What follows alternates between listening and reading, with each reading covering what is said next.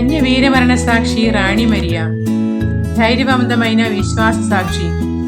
ఆమె తన విశ్వాసం మరియు సేవ కోసం వీరమరణం పొందారు. ధన్యురాలు రాణి మరియ క్షమాగుణం మరియు ప్రేమ వల్లే దేవుని సాక్షిగా నిలిచారు.